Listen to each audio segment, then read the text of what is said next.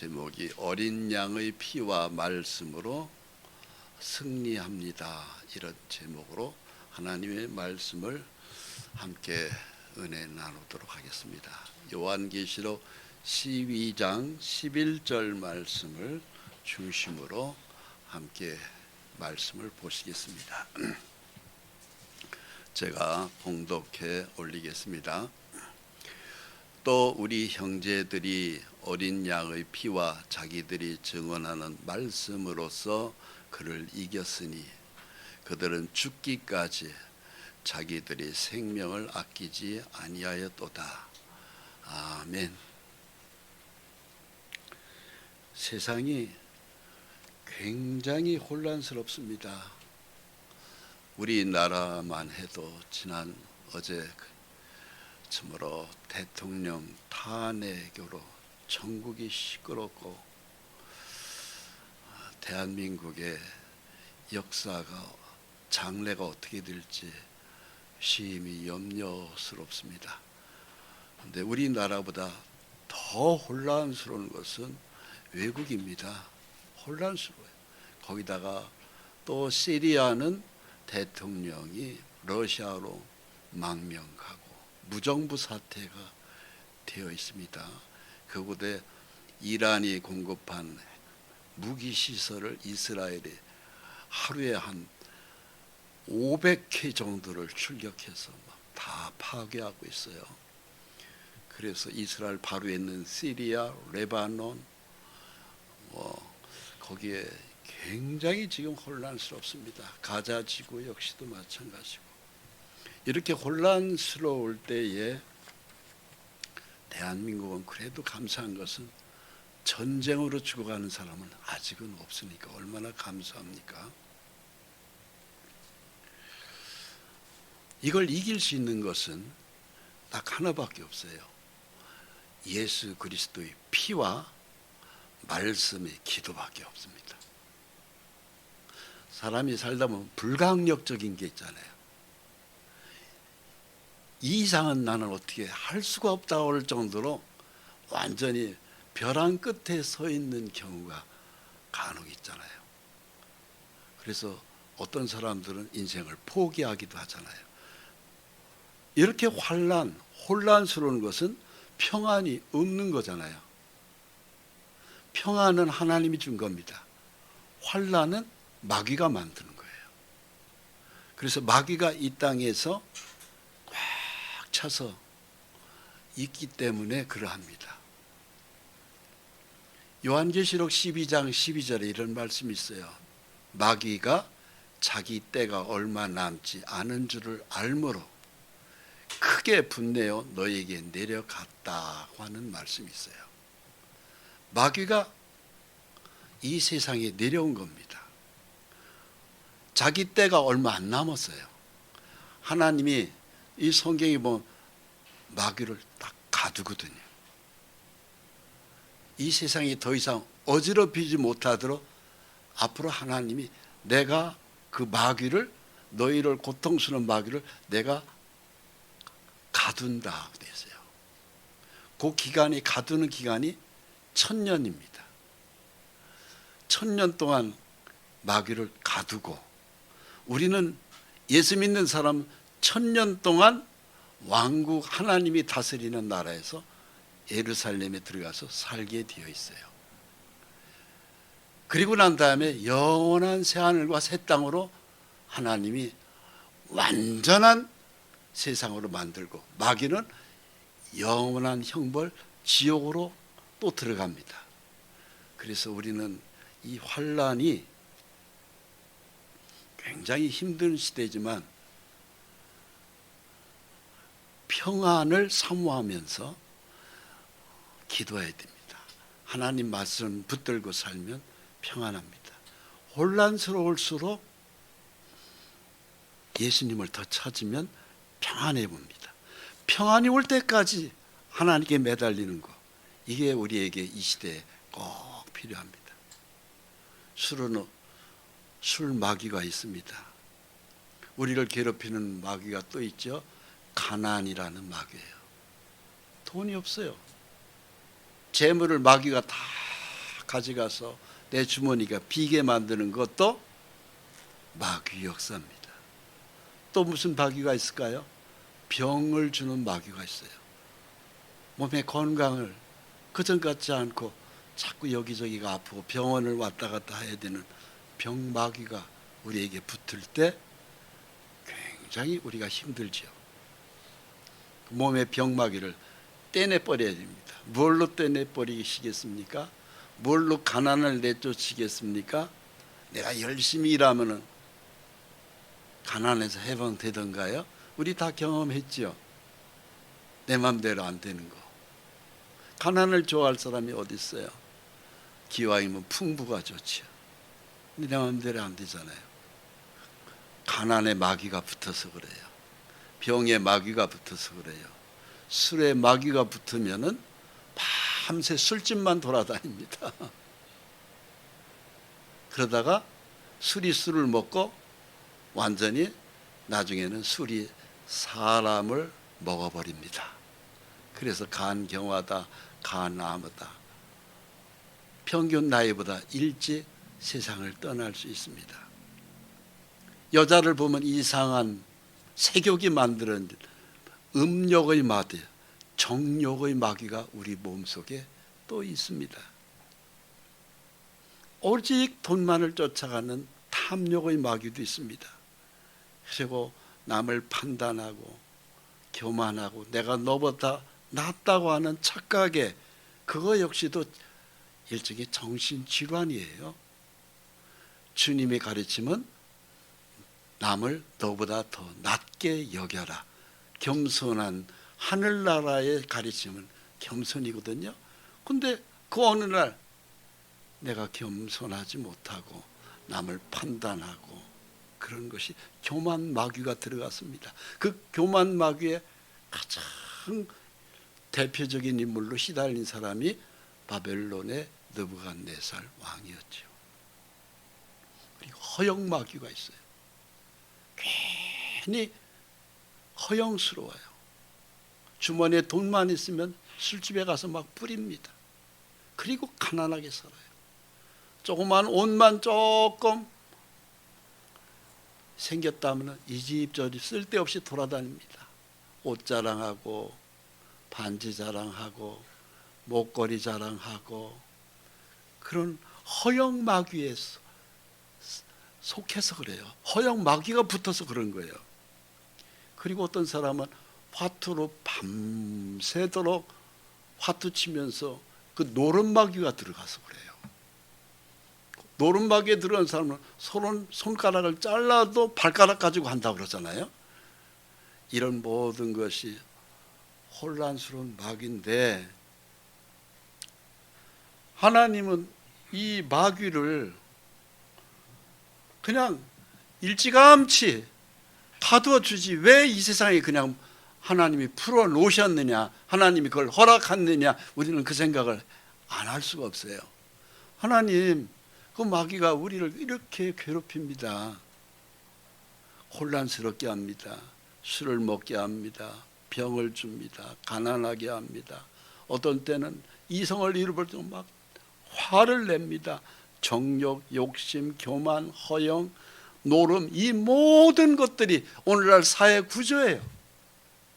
왜 우리가 이렇게 이들에게 이렇게 시달려서 가난하고 또 돈이 없어서 괴로워하게끔 하나님 합니까? 왜 그럴까요?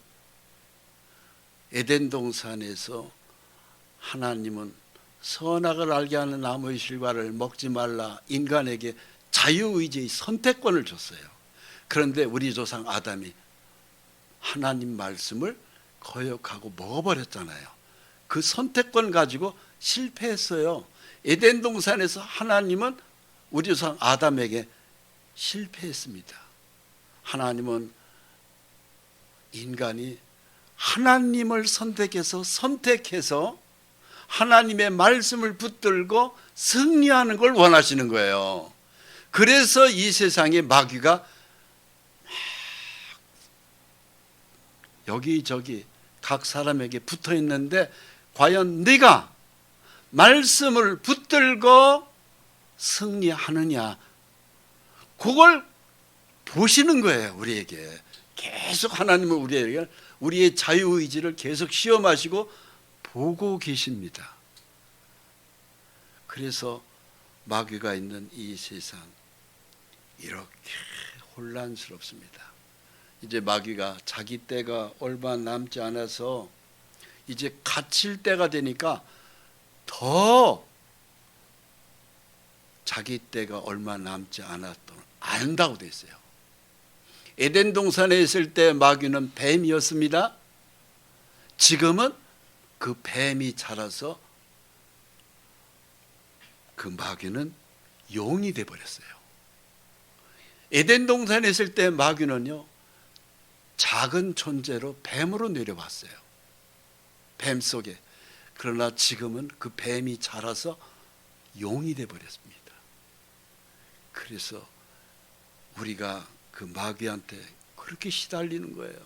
여기저기서 시달리고, 가정이 시달리고, 몸이 아파서고.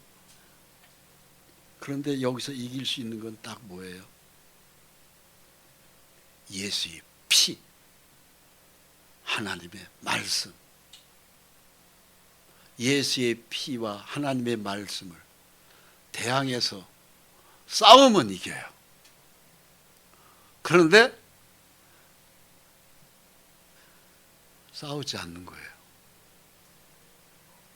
그냥 당하고 마는 거예요. 이것이 결국은 영적 무지에서 나오는 영적 전쟁에서 패하는 거죠.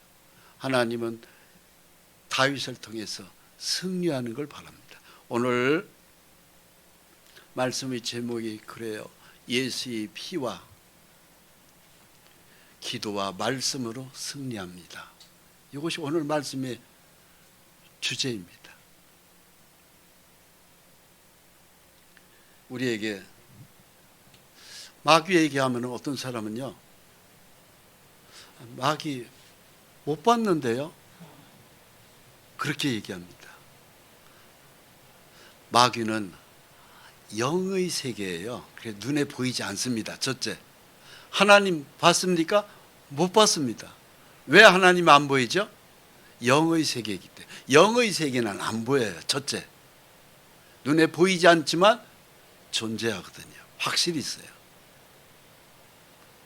근데 그 마귀가 사람에게 붙어요. 특히 어디에 붙냐? 몸에 붙어요. 몸에.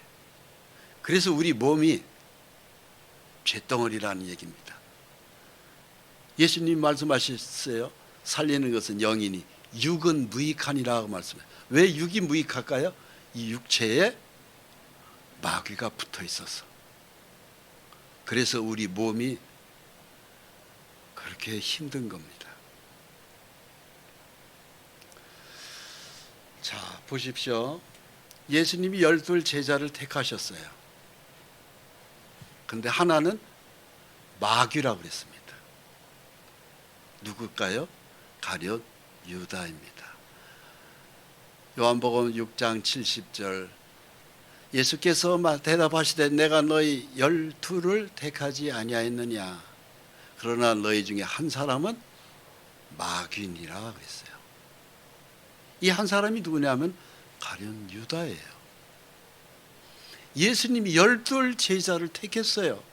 그런데 하나가 유다의 속에 마귀가 들어간 것을 주님은 보셨고, 유다는 자기 속에 마귀가 들어온 걸 알지를 못하는 거예요. 그러니까 여기서 우리가 이 말씀을 보면서 상고해 봐요. 내 속에 자칫하면 귀신, 마귀가 들어오는데 나는 모를 수 있다는 것입니다. 이 말씀은 가룟 시몬의 아들 유다를 가리키심이라. 그는 12 중에 하나로 예수를 팔자라. 마귀가 들어가니까 유다가 예수를 팔아먹었습니다. 은 30냥에. 베드로에게 또 마귀가 들어갔습니다. 마태복음 16장 23절입니다. 예수께서 돌이키시며 베드로에게 이르시되 사탄아 내 뒤로 물러가라. 너는 나를 넘어지게 하는 자로다. 내가 하나님이 이를 생각하지 아니하고 도리어 사람이 이를 생각하는도다. 아멘. 12 제자 중에서 아주 뛰어난 수석 제자가 누구냐면 베드로예요. 근데 베드로가 자기 몸 안에 사탄이 들어온, 마귀가 들어온 걸 몰랐어요. 전혀 몰랐어요. 그리고 예수님이 내가 예루살렘에 올라가 장로와 서기관들에게 붙잡혀 죽임을 당하고 3일 후에 살아나야 하리라. 예수님이 그렇게 말씀하셨어요.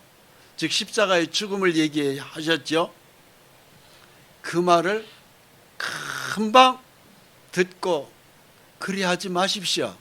절대 주님한테 그런 일이 있어서는 안 됩니다 하면서 외친 사람이 누구냐면은 베드로예요. 12 제자 중에서 아주 수석 제자, 반장이죠. 그런데 그렇게 얘기하는 베드로를 보고 그건 베드로 인격에서 나오는 게 아니고 베드로 사람 속에 사탄, 마귀가 그렇게 하는 소리였거든요. 그걸 주님은 정확하게 하신 거죠. 그래서 사탄아 물러가라. 너는 나를 넘어지게 하는 자로다. 내 뒤로 물러가라 그랬죠. 그래서 마귀는 우리를 넘어뜨립니다. 마귀는 저와 여러분들을 함정에 집어넣습니다. 가난이라는 함정에 넣습니다. 병이라는 함정에 넣습니다. 이별이라는 아픔의 함정에 넣습니다. 허영이라는 함정에 넣습니다. 교만과 욕심과 술과 이 모든 속으로 우리를 집어넣습니다. 그걸 내가 어떻게 할까요? 특징이 있어요. 혼란스럽습니다. 마귀가 내 속에 들어올 때는 특징이 있어요. 내 심령이 굉장히 혼란스러워요. 뭐가 뭔지를 모르겠어요. 정신이 없어요. 일을 해도 아무 재미가 없어요. 기쁨이 없어요. 근데 하나님은 우리한테 기쁨을 줘요. 평안을 줘요. 감사하는 마음이 있어요. 그것을 하나님이 주는 건데 마귀는 정반대로 혼란스럽게 합니다. 그리고 안절부절하고 그냥 어떻게 할 줄을 모를 정도로 굉장히 내가 막 뒤엉켜 있는 이런 상황이 될 때 귀신이 나한테 붙었구나 생각하시면 됩니다. 때로는 마귀는요 우리에게 병도 줍니다. 어떤 아버지가 자기 아들을 데리고 왔습니다. 왜? 그 아들이 어렸을 때부터 그렇게 아버지 마음을 아프게 해요. 왜? 어떻게 아프게 하느냐면은 때로는 쓰러져서 입에서 막 거품이 확 나옵니다. 때로는 불 속에도 그냥 뛰어들어갑니다. 어떤 때는 물 속에 뛰어들어갑니다. 이상한 현상이 그 아이가 어렸을 때부터 창성한 나이까지 계속 이런 일이 벌어져요. 누가 그렇게 할까요? 귀신이 한다고 돼 있어요. 마가복음 9장 20절 귀신이 예수를 보고 곧 그 아이로 심히 경련을 일으키게 하는지라 그가 땅에 엎드려져 구르며 거품을 흘리더라. 바로 뭐예요? 이것을 우리들 주변에 볼 수 있는 게 간질병이 바로 이 병입니다. 정상적이지 않아죠? 귀신이 임하면 입에서 막 거품을 하고 불을 가리지 않고 몸뚱아리를 집어넣잖아요. 그 아이의 아버지는 그 아이의 어머니는 어떻게 될까요? 가족들은 왜 얘가 갑자기 왜 이래 안절부절이죠. 근데 귀신이 그 속에서 역사한 겁니다. 예수께서 그 아버지에게 물으시되 언제부터 이렇게 되었느냐 하시니 이르되 어릴 때부터니이다. 여기서 우리가 살펴봐야 됩니다. 귀신이 들어가면 어렸을 때부터 10년, 20년, 30년 갈 수 있습니다. 그래서 그 아버지가 하도 해도 안 되니까는 자기 아들을 데리고 예수님한테 온 거 아닙니까? 언제부터 이랬느냐? 어렸을 때부터입니다. 그럼 이 아들이 벌써, 제가 알기로는 여기에 정확한 나이가 나오지 않지만 몇십 년 흐른 거예요. 그 몇십 년 동안 그 가족이 당하는 아픔은 얼마나 컸을까요? 말도 못하죠. 병원에도 집어넣기도 하고 별의별 일을 다 했겠죠. 그런데 고치지 못했어요. 어디서 고쳐졌을까요? 의술로 고쳐졌을까요? 아니요. 성경에는 예수 그리스도 주님을 만나니까 이 귀신이 떨어져 나간 겁니다. 할렐루야. 그러니까 우리의 사랑하는 가족들 중에 이 병 걸린 사람, 마귀가 주는 병에 걸린 사람, 성령의 주님을 만나면 귀신이 떨어져 나가요. 주님을 만나야 돼요. 예수님 이외에는 이 병마를 내보낼 수 있는 사람 없습니다. 귀신이 그를 죽이려고 불과 물에 자주 던졌나이다. 그러나 무엇을 하실 수 있거든 우리를 불쌍히 여기사 도와주옵소서.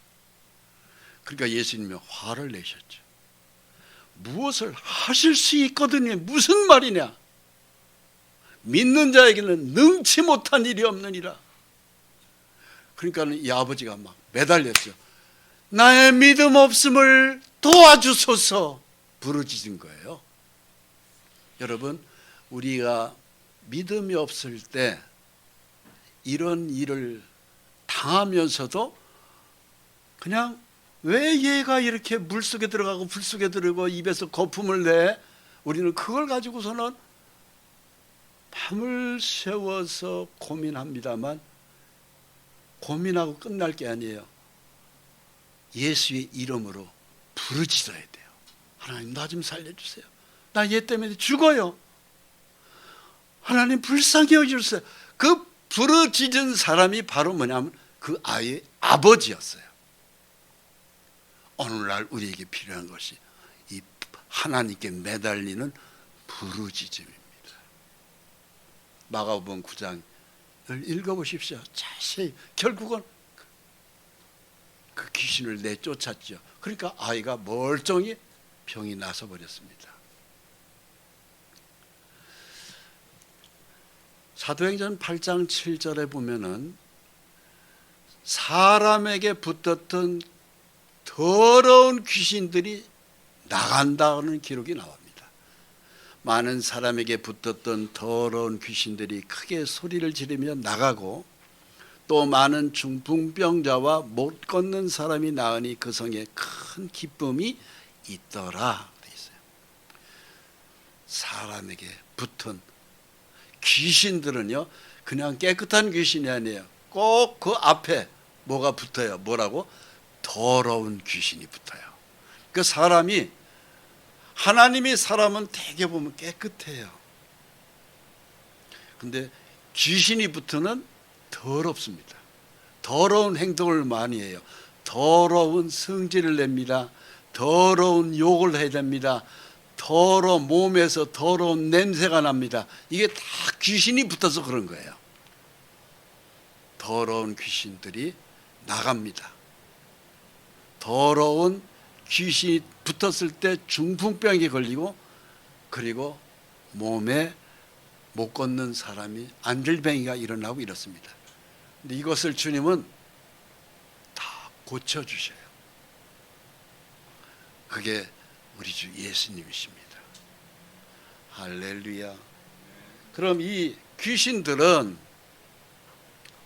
언제부터 이렇게 우리 인생들을 괴롭혔을까요?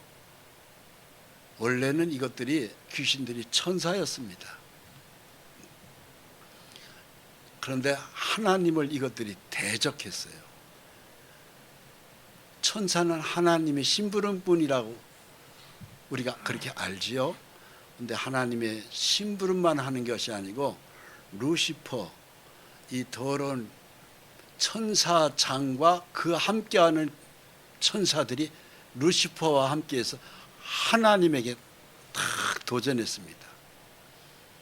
근데 하나님은 미카엘이라는 군대 장관 천사가 있거든요. 그 외에 또 함께하는 하나님의 군대가 더 많습니다. 마귀와 함께하는 귀신의 세력이 3분의 1이라면은 아직까지도 하나님 편에서 싸우는 군대의 숫자가 3분의 2가 남아 있어요. 그러니까 귀신이 아무리 우리를 공격해도 우리가 오늘도 평안할 수 있고 기뻐할 수 있고 웃을 수 있고 풍부할 수 있고 감사할 수 있는 것은 하나님의 군대의 숫자가 더 많기 때문에 그러합니다. 요한계시록 12장 7절 읽겠습니다. 하늘에 전쟁이 있으니 미카엘과 그의 사자들이 용과 더불어 싸울세. 용과 그의 사자들도 싸우나 이기지 못하여 다시 하늘에서 그들이 있을 곳을 얻지 못한지라. 하늘에 있는 영적 전쟁이 있습니다. 영의 세계 속에 전쟁이 있어요. 미카엘은 하나님의 군대입니다. 천사장입니다. 그의 사자들, 미카엘과 함께하는 하나님의 올바른 천사들이 있어요. 근데 무엇과 싸웠어요? 용과 싸웠습니다. 용, 뱀이 용이 되었다고 그랬죠. 그것들이 하나님의 군대와 마귀의 군대가 하늘에서 싸웠는데 이것이 결국은 하나님의 군대 미카엘을 이기지 못하고 하늘에서 있을 곳이 없어요. 이것이 이 땅으로 내려온 겁니다. 그 3분의 1이 귀신들이 내려온 거예요. 그들이 결국은 하늘에서 떨어졌다고 돼 있죠. 이사야 14장 12절에 보면 하늘에서 떨어졌으며 계명성, 이게 바로 영어 성경에 보면 루시퍼입니다. 귀신이에요. 천사장. 그것들이 어떻게 했느냐? 내가 내 마음에 이기를 내가 하늘에 올라 하나님의 뭇별 위에 내 자리를 높이리라. 하나님을 밀어내려고 한 거예요. 이 교만 마귀죠. 근데 그 교만 마귀가 오늘날 우리에게도 쫙 붙으면 사람이 교만해요. 남 판단하고 정죄하고 내가 너보다 낫다고 하는 생각을 항상 가지고, 그건 교만 마귀가 들어가 있는 거예요. 아주 위험한 마귀죠. 여러 귀신들이 있습니다만 그 교만의 마귀는 참 더러워요. 지극히 높은 이와 같아지리라. 바로 뭐예요? 지극히 높은 이가 하나님이죠. 천지와 만물을 지은 하나님한테 도전한 거예요. 그래서 그들이 내쫓긴 겁니다. 요한계시록 12장 8절에 하늘에서 그들이 있을 곳을 얻지 못했다 그랬어요. 감히 하나님을 어떻게 이깁니까? 거기에는 또 미카엘 천사와 천사장들이 세가 귀신의 세력보다 2배나 많은데 못 이겼죠. 큰 용이 내쫓기니 옛뱀 곧 마귀라고도 하고 사탄이라고도 하며 온 천하를 꿰는 자 그가 땅으로 내쫓기니 그의 사자들도 그와 함께 내쫓기니라. 그 귀신들이 이 땅에 확 내려온 거예요. 그 숫자가 계시록 12장 4절에 보면 3분의 1이라고 되어 있어요. 그 숫자가 굉장히 많은데, 그러나 천사의 숫자는 3분의 2가 있습니다. 그래서 오늘날 예수 믿는 저와 여러분들이 평안하게 잠을 잘 수 있었고 건강할 수 있고 풍부해질 수 있고 어떤 위험한 사고를 당하지 않은 것이 다 천사들이 지켜줬기 때문입니다. 그 천사들이 우리에게 어느 정도로 지키느냐? 우리 성도들 한 사람당 최소한도 천사가 2 이상이 따라다닙니다. 그것이 마태복음 18장에 나옵니다. 천사가 우리를 보호하세요. 그래서 간밤에도 우리가 잠을 잘 수 있었습니다. 근데 내려온 귀신들이 무슨 일을 합니까? 광명의 천사로도 가장해요. 사단의 일꾼입니다. 거짓 사도고 속이는 일꾼이고 자기를 그리스도의 사도로 가장하는, 기독교 안에서도 귀신들이 들어와 있어요. 그래서 어느 날 일을 저지르고 뉴스에 나오고 감옥 들어가고 그런 일들이 벌어지는 거예요. 그게 다 예수를 믿는다고 하는 목사라는 거짓의 탈을 쓴 귀신의 본체입니다. 그런 것들이 있어요. 사탄도 자기를 광명의 천사로 가장하고 의의 일꾼으로, 즉 탈을 썼다고 써 있습니다. 소위 탈. 그래서 오늘날 기독교 이름을 먹칠하는 것은 전부 다 이들이에요. 근데 그 속을 파헤쳐 들어가 보면, 그 영을 분석해 보면 성령이 없습니다. 귀신이에요. 근데 예수 안 믿는 사람들은 다 속고 있죠. 근데 목사의 세계 속에도 그런데 목탁을 두들기는 스님들은 어떨까요? 그건 제가 단정코 말씀드릴 수 있습니다. 100% 귀신 세계입니다. 제가 분명히 말씀드립니다.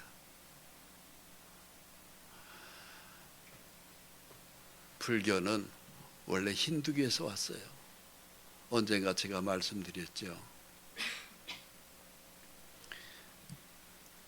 불교의 교리에 들어가 보면은 다 그것이 귀신 이야기입니다. 어찌됐든 우리가 타종교를 비교할 때는 비교해야 되지만 이 시간은 그런 시간이 아니기 때문에요. 이걸 이길 수 있는 길이 바로 무엇일까요?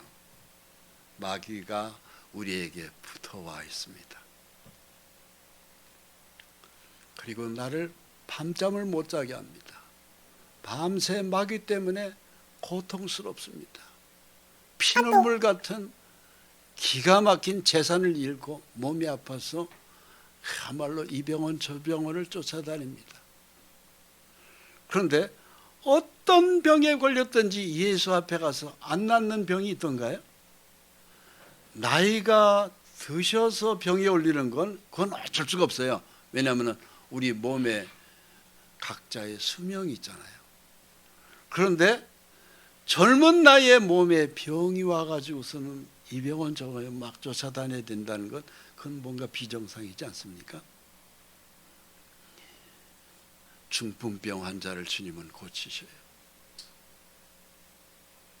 소경도 눈을 뜨게 하셨어요. 베드로의 장모가 열병에 펄펄 끓는 열병의 불덩어리 같은 몸으로 됐을 때 예수님이 가서 만지니까 다 나섰어요. 못 고칠 질병이 하나도 없어요. 심지어 어느 정도냐면 죽은 지 나흘 된 나사로, 이미 시체되어서 무덤 속에 장례까지 끝난 그 무덤까지 주님이 찾아가셔서 나사로야 나오너라 하니까 나사로가 온몸에 베옷으로 둘렀는데도 걸어 나왔습니다. 죽은 자도 살리시는 예수님이 우리 병 다 고칩니다.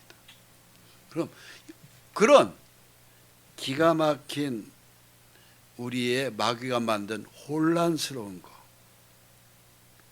가난, 화, 기타 등등, 우리나라도 지금 굉장히 전국이 지금 대통령 탄핵이 국회에 통과됐습니다. 어제 혼란스럽습니다.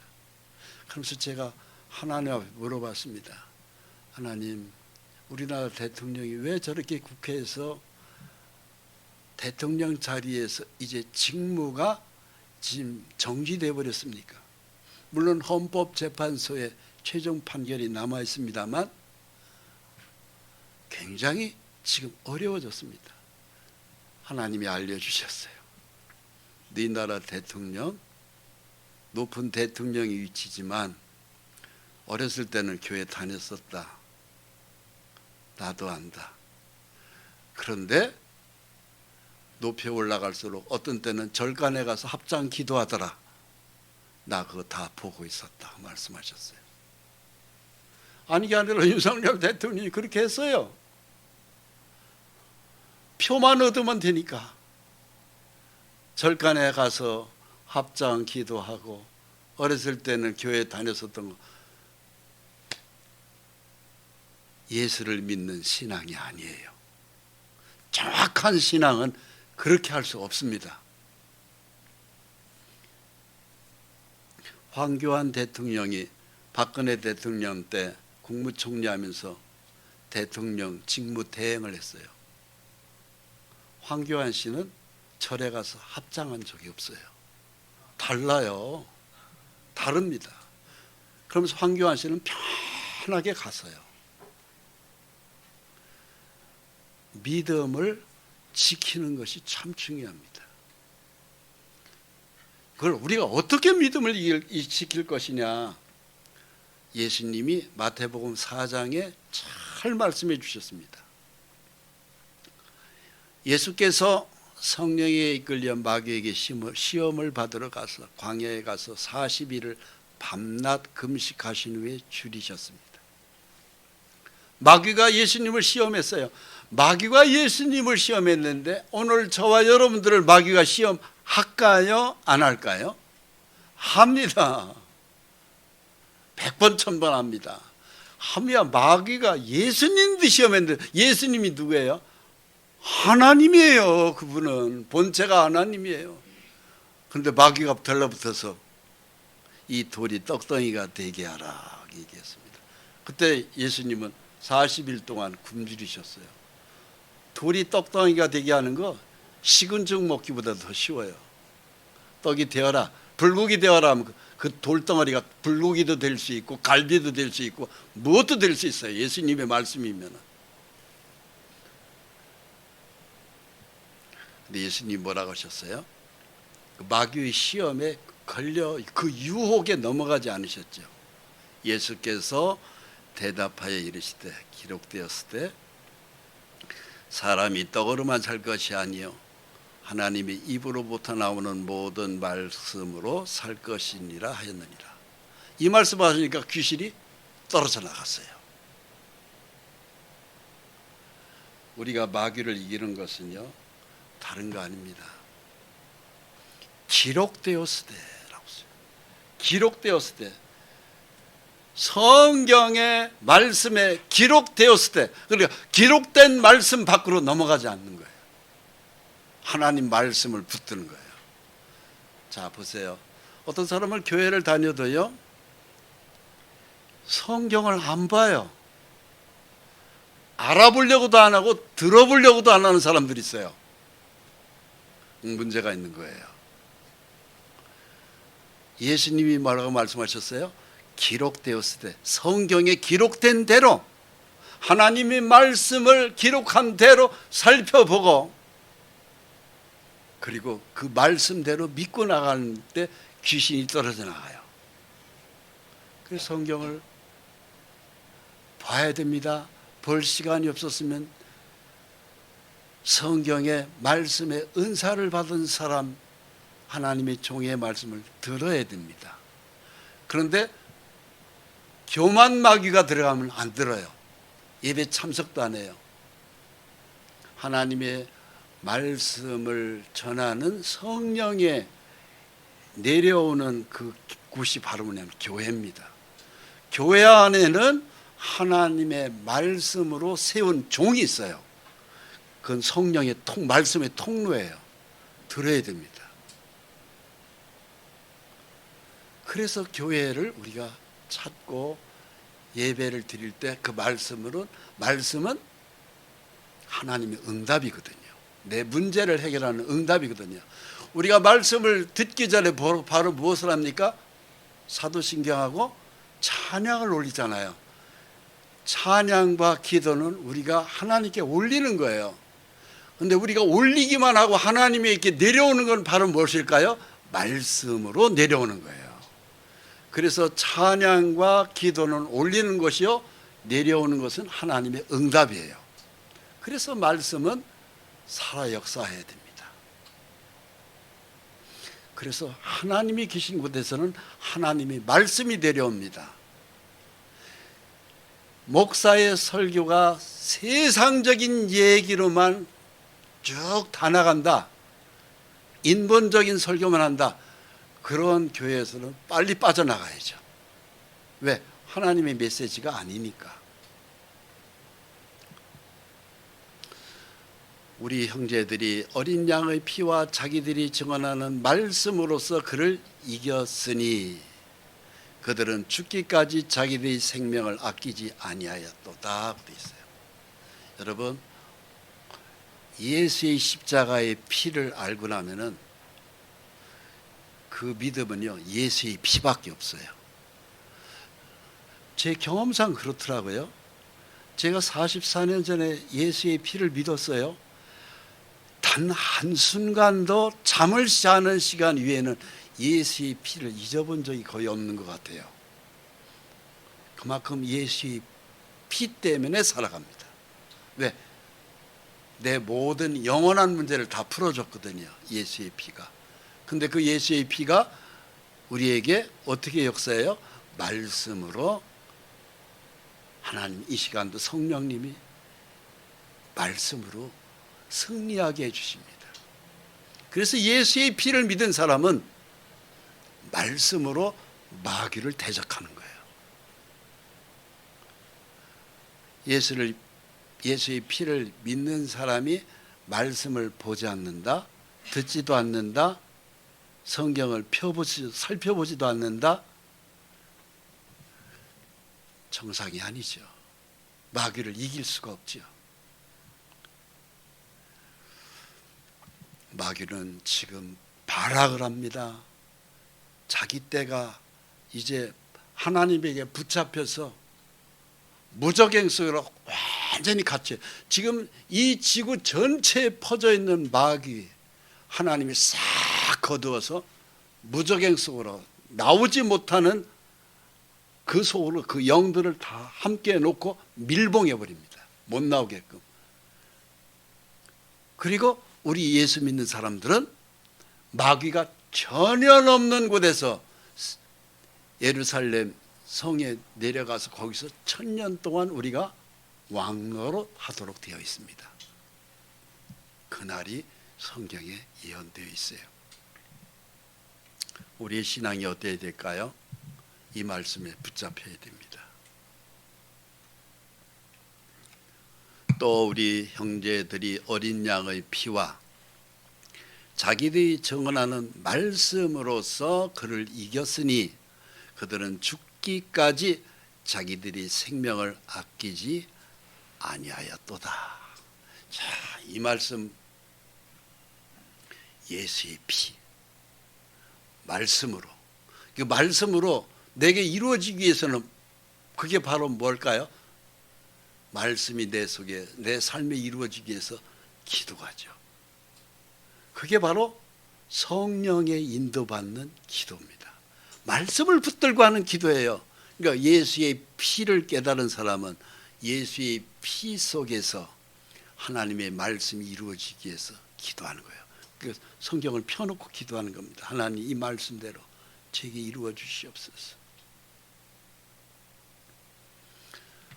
특징이 있어요. 그들은 죽기까지 자기들의 생명을 아끼지 아니하였도다. 여러분, 예수의 피가 믿어진 사람은 죽음이 두렵지 않습니다. 제가 러시아 선교를 다닐 때가 있었어요. 비행기 값도 비싸고 하니까는 러시아에서 여기서 저쪽으로 옮길 때, 또 몽골로 갈 때 값싼 비행기를 탈 수밖에 없었어요. 프로펠러 비행기 떨어지면은 시베리아 어느 땅에 떨어지면은요 흔적도 못 찾아요. 그 선교를 떠날 때 내가 죽더라도 절대로 나의 가족은 내 죽음 가지고 이 선교 단체에 항의하지 않기로 서약합니다. 사인 끝나고서는 떠나는 거예요. 진짜 죽기를 각오하고 제가 그 서약하고 떠났어요. 실제로 러시아 가서 선교를 해보니까 총으로 죽임을 당하는 것도 제가 가서 이르크 지역 마약 마을에 가서 그 선교사님도 만났고 자기 아들이 총 맞아 죽었더라고. 외국 선교를 하다 보면 그런 일들이 많이 있습니다. 그래도 그 일을 해야 됩니까? 해야죠. 왜? 우리는 죽음이 없어져 버렸잖아요. 저를 따라서 예수 믿는 사람은 영생을 얻었고, 요한복음 5장 24절이에요. 하나님이 우리에게 영생을 주셨어요. 죽어도 천국으로 그냥 가기 때문에 죽음이 우리한테는 없습니다. 다만 이사갈 뿐이에요. 천국으로. 할렐루야. 이 믿음이 이기게 만들어요. 뭐를? 마귀를 이기게 만들어요. 이 죽기 살기로 예수의 피 때문에 살아가는 거예요. 마귀가 그런 우리를 어떻게 당합니까? 어림도 없습니다. 못 당합니다. 그들은 죽기까지 자기들이 생명을 아끼지 아니하였다. 이게 우리의 믿음의 선배님들의 모습이에요. 요한이 그랬고 베드로가 그랬고 야고보가 그랬고 오늘 그 믿음의 바톤을 받은 우리도 그렇게 가야 맞습니다. 예배도 그렇게 그런 마음으로 참석해야 맞습니다. 그러나 안타깝게도 신앙이 미숙한 우리 믿음의 식구들을 보면 뜨겁지가 않아요. 제가 볼 때는 굉장히 미적지근한 신앙이 굉장히 많아요. 어떤 사람은 미적지근한 것도 아니고 그냥 차가워요. 참 너무너무 안타까워요. 내가 이같이 미지근하여 뜨겁지도 아니하고 차지도 아니하니 내 입에서 너를 토하여 버리리라. 여러분, 예수를 사랑하는 것이 미지근하고 차가우면 어떻게 되는 줄 아세요? 하나님이 성령의 하나님 주님이 토해버린다고 되어 있어요. 좋은 일이 있을까요? 주님이 토했을 때 어떻게 됐을까요? 주님의 따뜻한 가슴에서 버려지는 거예요. 술마귀가 갖고 놉니다. 계속 혼란스러운 일이 생깁니다. 수많은 병마귀가 다닥다닥 붙습니다. 더 가난해집니다. 더 화날 일이 생깁니다. 더 욕심을 부린다고 해서 채워지지 않습니다. 허영하고 밤새 노름판이나 쫓아다닙니다. 교만합니다. 그럼 막 성질날 일이 막 생깁니다. 그렇게 되는 거예요. 거기에는 겸손도 없습니다. 사랑도 없습니다. 평안도 없습니다. 기쁨도 없습니다. 그것이 신앙이라고 할 수 있겠어요? 그러다가 어느 날 턱 죽음이 오면 이 세상 떠나는 거예요. 내가 말하기를 나는 부자라 부유하여 부족한 것이 없다 하나 내 곤고한 것과 가련한 것과 가난한 것과 눈먼 것과 벌거벗은 것을 알지 못하는도다. 요한계시록 3장 16절 말씀. 나는 하나님 없이도 살아. 난 예수 안 믿어도 얼마든지 살 수 있어 하는 사람들이 있어요. 마음이 부자지요. 근데 하나님도 과연 그 사람을 부자로 볼까요? 너는 부족하다. 너는 곤고하다. 너는 가련하다. 너는 가난하다. 너는 눈이 멀었다. 왜? 하나님의 진리의 말씀에 네가 눈이 멀은 너는 소경이고 장님이다 이거야. 너는 밍크 옷을 2천만 원짜리로 네 몸을 감쌌다 할지라도 너는 실오래기 갈치 하나도 입지 못하는 벌거벗은 자다. 네 수치를 가려줄 게 없다. 인간의 약점을 가려주는 것이 옷이지 않습니까? 밍크 코트 2천만 원짜리 10개를 뒤집어 써도 하나님 보기에는 벌거벗은 자입니다. 우리는 믿음으로 내 수치가 가려워져야 돼요. 이 모습은 굉장히 멋있는 모습입니다. 우리의 믿음의 선배 베드로 형님 이렇게 말씀하셨어요. 금과 은은 나는 없다. 내게 있는 건 딱 하나다. 예수 그리스도의 이름으로 일어나 걸어라. 베드로는 사랑하는 아내가 있고 아이들도 있었던 가정을 이루었던 사람입니다. 그런데 예수님이 제자가 되어서 한때는 예수님이 살아계실 때 십자가에 못 박아 죽는다고 할 때는 주여 그럴 수 없습니다 하면서 사탄의 통로가 됐었던 베드로가 오순절 성령의 하나님의 성령 받고 난 다음에는 베드로는 인본적인 생각을 다 버린 거예요. 인간적인 생각을 싹 지운 거예요. 내 사전에 이제 오직 예수밖에 없다. 그랬던 이 베드로가 결국은 어떻게 죽었습니까? 십자가에 거꾸로 못 박혀 죽었잖아요. 붙잡혀서.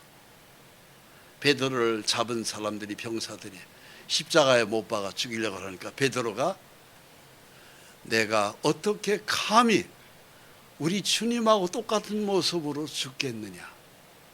나를 차라리 거꾸로 매달아 죽어야 맞다. 그래서 베드로는 전승에 의하면 성경에 이것은 없는 거예요. 믿음의 사람들로 내려오는 입의 이야기를 전승이라고 합니다. 전승에 의한 베드로의 마지막 죽음은 십자가에 거꾸로 못 박혀 죽었습니다. 죽기 전에 베드로가 한 일은 바로 뭐였어요? 자기 먹는 거 위해서 살았습니까? 더 부자 되려고 살았습니까? 자기 명예를 교회 안에서 총회장이라는 소리 듣고 나는 이 교회의 총회장이다 그렇게 하면서 군림하면서 성도들 위해서 살았습니까? 아니요.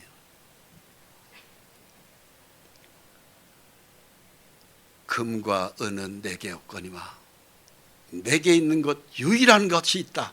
예수 그리스도 이름으로 일어나 걸어라. 신기한 일이 벌어졌어요. 성전 미문 앞에서 안질뱅이로 깡통 하나 놓고 문전 걸식하던 사람들이 던져주는 동전 몇 개로 아이고 감사합니다. 딱 깡통 소리만 들으면 허리를 굽혔던 그 불쌍한 사람을 보고 예수님이 예수 그리스도 이름으로 일어나 걸으라고 하니까 놀라운 기적이 벌어졌어요. 그 안절뱅이가 일어나 버린 거예요. 여러분, 톨스토이가 쓴 글 중에 이런 글이 있어요. 바보 이반 이런 톨스토이 명작의 책이 있어요. 사람은 무엇으로 사는가 속에 들어가 있는 단편의 글입니다. 바보 이반, 오직 예수만 생각하고 사는 사람이야. 왜? 바보같이 살 거예요. 그래서 그 사람 이름이 이반인데 바보라는 수식어가 하나 다 붙어 있어요. 멍청하게 살아요. 예수 때문에 사는 사람들은 다른 생각을 안 해요.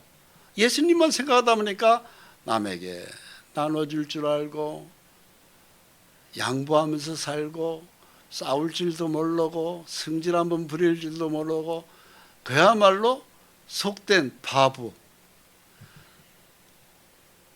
억울한 일도 많이 당했어요. 그랬던 그 바보 이반이 나중에는 그 총각이 왕의 공주랑 결혼을 해요. 하여튼 신기한 그 스토리들이 있어요.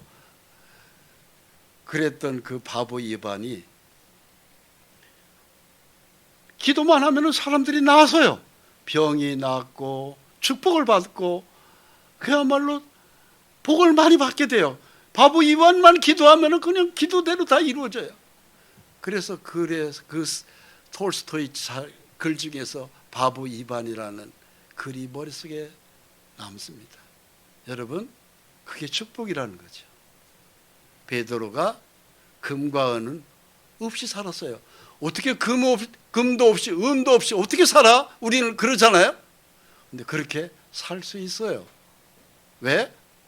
베드로에게 금과 은이 필요 없을까요? 돈이 필요 없었을까요? 선교하면서 베드로에게도 돈과 은이 있어야 되고 가족이기 때문에 돈과 은이 있어야 돼요. 그런데 목적이 금과 은에 두질 않았어요. 무엇에 뒀어요? 오직 예수 그리스도 십자가의 피만을 생각하면서 살았어요. 그럼 베드로가 가정이 다 굶어 죽었을까요? 아니요. 마태복음 6장 33절에 뭐라고 돼 있어요? 너는 그의 나라와 그 의를 구하라. 그리하면 이 모든 걸 너에게 더하시리라. 살면서 부족함이 없이 살면 되는 거예요. 저는 그런 신앙을 참 좋아하는 사람 중에 하나입니다. 예수님이 저를 바보로 만들었어요. 돈을 위해서 살고 싶지 않더라고요.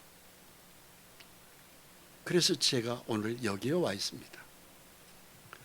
능력은 바보 이반과 같이 살 때 능력이 나타나요. 너에게 하나님이 나라가 임함은 귀신이 떨어져 나갑니다. 평안이 옵니다. 기쁨이 없습니다. 오른손을 잡아 일으키니 발과 발목이 곧 힘을 얻고 뛰어서서 걸으며 그들과 함께 성전으로 들어가면서 걷기도 하고 뛰기도 하며 하나님을 찬송하니 모든 백성이 그 걷는 것과 하나님을 찬송함을 보고 그는 본래 성전 미문에 앉아 구걸하던 사람인 줄 알고 그에게 일어난 일로 인하여 심히 놀랍게 여기며 놀라니라. 이런 기적이 일어납니다. 할렐루야. 사도행전 16장에 보면은 24절에 바울과 실라가 감옥에 갇혀 있는 장면이 나와요. 감옥이라는 게 어떤 것인가요? 갇혀 있는 거예요.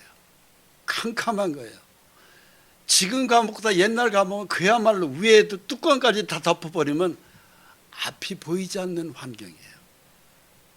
그런데 바울과 실라는 오직 예수의 십자가 피만 전하는 복음의 귀한 사도 사역자입니다.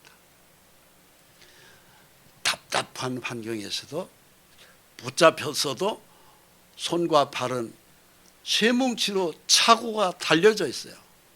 그런데 그 환경에서 바울과 실라가 기도했습니다. 찬송했습니다. 바울과 실라가 기도하고 하나님을 찬송하며 이것이 결국은 마귀를 이긴 거예요. 마귀는 우리를 꽉 묶어요. 마귀는 우리를 꼼짝 못하게 캄캄한 어둠 속으로 보이지 않는 속으로 우리를 묶어버려요. 오늘날 우리의 환경이 그렇습니다. 돈이 없어서 병이 있어서 가난해서 앞이 보이지 않는 이 엄청난 시련은 마귀가 우리에게 준다 할지라도 우리에게 꼭 살 길은 하나 있어요. 바울과 실라같이 말씀을 기도하고 찬송하는 거예요. 그 환경에서 찬송이 나옵니까? 네, 나와요. 왜? 주님은 전능하신 하나님이거든요. 나를 빼내줄 수 있거든요. 내 길을 열어줄 수 있거든요. 그래서 찬송하는 거예요. 벗어날 때까지 찬송하는 겁니다. 기적은 벌어졌어요. 이에 갑자기 큰 지진이 나서 옥토가 움직이고 문이 곧 다 열리며 문이 열렸어요. 손과 발을 묶었던 쇠사슬이 저절로 풀어져 버렸어요. 오늘날 이런 것들이 기적입니다. 병이 낫을 수 있어요. 가난에서 해방될 수 있어요. 답답한 환경에서 내가 살 길이 열릴 수 있어요. 모든 사람의 매인 것이 다 벗어진지라. 벗어지는 거예요. 하나님이 벗겨주는 겁니다. 할렐루야. 오늘 말씀을 들은 우리가 이 역사가 나타나기를 바랍니다. 이 은혜가 이 시간 성령의 하나님이 우리 각자에게 이 기적이 나타나기를 바랍니다. 병에서 해방되기를 바랍니다. 가난에서 해방되기를 바랍니다. 답답한 환경에서 살 길이 열리기를 바랍니다. 예수께서 하나님의 아들이심을 믿는 자가 아니면 세상을 이기는 자가 누구냐? 이는 물과 피로 임하신 것이니 곧 예수 그리스도이시라. 물로만 아니요 물과 피로 임하셨고 정언한 이는 성령이시니 성령은 진리니라. 정언한 이가 셋이니 성령과 물과 피라. 또한 이 세 번 합하여 하나이니라. 성령의 하나님이 이날도 우리 교회와 함께 계신다는 것을 믿습니까? 나와 함께 계신다는 것을 믿습니까? 내 가정에 함께 계신 걸 믿습니까? 내 믿음대로 될지어다. 할렐루야. 기도하겠습니다. 거룩하신 하나님, 죄 많은 저희 이 세상을 원망과 불평과 노동의 대가로 말미암아 주님 참으로 무겁고 무거운 우리 몸뚱아리를 질질 끌면서 눈에 보이는 세상만이 전부인 줄 알고 살았던 어리석고 미련한 인생이 바로 저희입니다. 그런 저희를 하나님 불쌍히 여기시고 우리의 모든 죄를 십자가에서 독생자 예수 그리스도의 보혈로 용서하셨으니 상천하제 이보다 더 귀한 은혜가 없습니다. 참으로 세상이 매우 혼란스러운 전국입니다. 이 대한민국이 그러하고 또 대한민국을 벗어난 세계 정세는 더 혼란스럽습니다. 사람들은 갈 바를 알지 못하고 니느웨 백성과 같이 무지 속에서 살아갑니다. 하나님, 우리 마음을 평안케 해주시옵소서. 오늘 진리의 말씀을 믿는 우리의 소망을 들어주시옵소서. 닫혀있는 우리 마음을 열어주시옵소서. 생명의 빛의 말씀으로 주여 열어주시고 믿음대로 주님 모든 환경에서 해방시켜 주옵소서. 죄에서 해방시켜 주시옵소서. 가난에서 해방시켜 주시옵소서. 술에서 해방시켜 주시옵소서. 병에서 해방시켜 주시옵소서. 해방의 기쁨을 빌립보 감옥에서 걸어서 나왔던 바울과 실라와 같이 오늘 이 자리에 우리도 주님 그것을 기적으로 경험케 해 주옵소서.